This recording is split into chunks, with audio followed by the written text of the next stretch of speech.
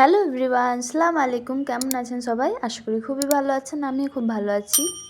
আজ আবারও একটা নতুন রেসিপি নিয়ে হাজির হয়ে গেছি। আজ বানাবো আমি কাকরোল দিয়ে রুই মাছের ঝোল। একদমই নতুন স্বাদে কাকরোল দিয়ে রুই মাছের এই ঝোলের রেসিপিটা আমি শেয়ার করব আপনাদের সাথে।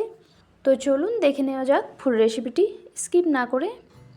তার জন্য এখানে নিয়েছি আমি রুই মাছ। মাছটার ওজন হচ্ছে 700 গ্রাম। মাছটাকে সবথেকে প্রথমে ভালোভাবে কেটে নিতে হবে। আমি এখানে দেখুন কেটে নিয়েছি, কেটে ভালোভাবে ধুয়ে পরিষ্কার করে নিয়েছি। বেশি বড় বা বেশি ছোট করে দিইনি, মিডিয়াম সাইজের রেখেছি মাছগুলো। এরকম সাইজে রাখলেই খেতে ভালো লাগে। আর এখানে মাছের থেকে তেলটাও খুব সুন্দর বেরিয়েছে, ফ্রেশ একদম আছে মাছের তেলটা। তো মাছটাকে এখানে লবণ দিয়ে দিচ্ছি আমি 1 টেবিল চামচের মতো, পরিমাণ বুঝে লবণটা দেবেন। আর 1 টেবিল চামচের মতো হলুদ গুঁড়ো দিচ্ছি। পরিমাণ মতো হলুদ আর লবণ দিয়ে ভালোভাবে মাছটাকে ম্যারিনেট করে নিতে হবে। তো লবণ আর হলুদ মাছের গায়ে আমি মাখিয়ে নিয়েছি। তারপর আমি এখানে নিয়েছি কাকরোল। 3টে আমি নিয়েছি, আপনাদের পরিমাণ অনুযায়ী নেবেন। 2 পিসও নিতে পারেন, 1 পিসও দিতে পারেন। তো এখানে আমি 3টে নিয়েছি, ভালোভাবে কেটে নিয়েছি লম্বা লম্বা করে। আলুগুলোও সেমভাবে কেটেছি আর 2টো মিডিয়াম সাইজের পেঁয়াজ কেটে নিয়েছি। এবার কড়াইতে দিয়ে দিয়েছি সর্ষের তেল 4 টেবিল চামচের মতো। তেলটা গরম হয়ে গেলে কাকরোলগুলো আগে ভেজে নিতে হবে। এখানে কাকরোলগুলো দিয়ে নাড়াচাড়া করে আমি ভেজে নেব লাল লাল করে।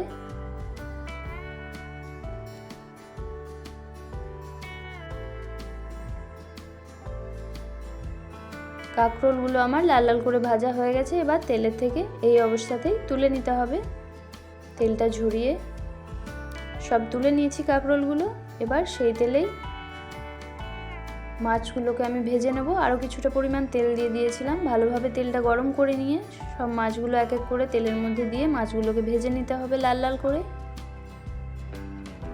গ্যাসের ফ্লেমটা হাইতে রেখেই মাছগুলোকে ভেজে নিতে হবে। মাছগুলো এক পিঠ ভাজা হয়ে গেছে, এবার আরেক পিঠ পাল্টে নিয়েছি। সব মাছগুলো সেমভাবেই ভেজে নিচ্ছি আমি। এখানে সব মাছগুলো ভাজা হয়ে গেছে আর কাঁকরোলও ভেজে তুলে রেখেছি। এবার বাকি তেলেই রান্নাটা করে ফেলবো। এখানে দিয়ে দিচ্ছি কালো জিরে ফোড়ন 1 টেবিল চামচের মতো। তারপর কেটে রাখা পেঁয়াজটা দিয়ে দিচ্ছি। গ্যাসের ফ্লেমটা হাইতে রেখেই পেঁয়াজটাকে ভেজে নিতে হবে। পেঁয়াজের কালারটা যতক্ষণ না চেঞ্জ হয়ে আসছে ততক্ষণ এখানে মশলা রেডি করে নেব। এখানে আদা রসুন আর কাঁচা লঙ্কা বাটা দিচ্ছি আমি 3 টেবিল চামচের মতো। 1 টেবিল চামচ লবণ, হলুদের গুঁড়ো 1 টেবিল চামচ, জিরে গুঁড়ো 1 টেবিল চামচ আর ধনে গুঁড়ো 1 টেবিল চামচ। এখানে কাশ্মীরি লঙ্কার গুঁড়ো 1/2 টেবিল চামচের মতো দিলাম। তারপর সামান্য একটু জল দিয়ে ভালোভাবে মশলাটাকে মিশিয়ে নিতে হবে সব একসাথে। এখানে আমি ঝাল লঙ্কার গুঁড়ো দিইনি, কারণ কাঁচা লঙ্কা আমি দিয়েছিলাম ঝালের জন্য। আর এই গরমে বেশি ঝাল না খাওয়াই ভালো। পাতলা ঝোল করব, তাই আমি বেশি ঝাল দিইনি। তো ভালোভাবে মিশিয়ে নিয়েছি। আর এদিকে পেঁয়াজের কালারটা যখন চেঞ্জ হয়ে এসেছে তখন দিয়ে দিচ্ছি কেটে রাখা আলুগুলো। আলুটাকেও ভেজে নিতে হবে লাল লাল করে। কিছুক্ষণ ভাজার পর দিয়ে দিতে হবে যে মশলাটা আমি রেডি করলাম, সেই মশলাটা। বাটিটা ধুয়ে সামান্য একটু জল দিয়ে দেবো, দিয়ে মশলাটাকে ভালোভাবে কষিয়ে নিতে হবে। গ্যাসের ফ্লেমটা হাইতে রেখেই, যাতে মশলার কাঁচা স্মেলটা চলে যায় ততক্ষণ মশলাটাকে কষিয়ে নেব। রান্নার সময় মশলা যতই ভালোভাবে কষিয়ে নেওয়া হয় ততই কিন্তু রান্নার স্বাদটা দ্বিগুণ বেড়ে যায়। তো এখানে ভালোভাবে মশলাটা কষিয়ে নিয়েছি। এবার এখানে দিয়ে দেবো একটা বড় সাইজের টমেটো আমি পেস্ট করে নিয়েছি। এখানে টমেটোটা আপনারা কেটেও দিতে পারেন, তো পেস্ট করে দিচ্ছি কারণ ঝোলটা খুবই ভালো লাগবে খেতে। ভালোভাবে ঝোলের সাথে টমেটোটা মিশে যাবে এরকম গ্রেট করে দিলে। তো টমেটোটাকেও ভালোভাবে আবারও মশলার সাথে আর আলুর সাথে কষিয়ে নিতে হবে, যাতে টমেটোর কাঁচা স্মেলটা চলে যায়। তো খুব ভালোভাবে আমি টমেটোটাকেও কষিয়ে নিচ্ছি। এখানে গ্যাসের ফ্লেমটা হাইতেই আছে।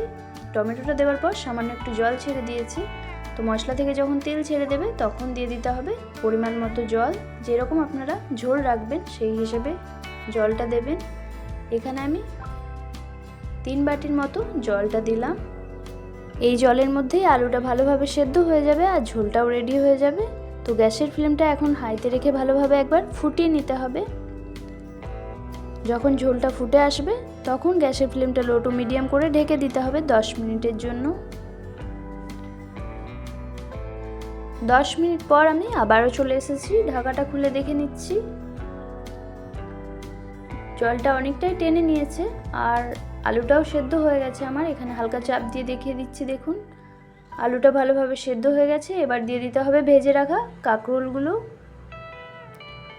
কাঁকরোলটা দেওয়ার পর হালকা নাড়াচাড়া করে নিয়ে এবার ভেজে রাখা মাছগুলো এক এক করে ঝোলের মধ্যে দিয়ে দেব। কাঁকরোলটা ভাজার সময়তেই সেদ্ধ হয়ে গেছিলো, তো আর সেদ্ধ করার দরকার নেই। ঢাকা দিয়ে এইভাবেই কাঁকরোলটাকে ভেজে নিলে আর এক্সট্রা সেদ্ধ করতে হবে না। তো এবার মাছগুলো সব দিয়ে ভালোভাবে ঝোলের মধ্যে ডুবিয়ে দিচ্ছি। এবার গ্যাসের ফ্লেমটা হাইতে রেখে একবার ভালোভাবে ফুটিয়ে নিতে হবে। কিছুক্ষণ ফুটিয়ে নেওয়ার পর ঢাকাটা ঢেকে দিয়ে গ্যাসের ফ্লেমটা অফ করে দিয়ে রেস্টে রেখে দেবো 5 থেকে 6 মিনিটের জন্য। এবার চলে এসেছি 5 থেকে 6 মিনিট পর। ঢাকাটা খুলে দেখে নেব। কাঁকরোল দিয়ে রুই মাছের ঝোল একদম রেডি হয়ে গেছে গরম ভাতে সার্ভের জন্য। এইরকমভাবে কাঁকরোল দিয়ে রুই মাছ অবশ্যই একবার বাড়িতে বানিয়ে দেখবেন। একদমই এই পদ্ধতিতে খেতে কিন্তু অসাধারণ লাগে। আর আমাকে কমেন্ট বক্সে অবশ্যই জানাবেন। আমার চ্যানেলে নতুন হয়ে থাকলে চ্যানেলটিকে সাবস্ক্রাইব করে পাশে থাকা বেল আইকনটি প্রেস করে দেবেন আরও নতুন নতুন রেসিপি দেখার জন্য। আল্লাহ হাফিজ।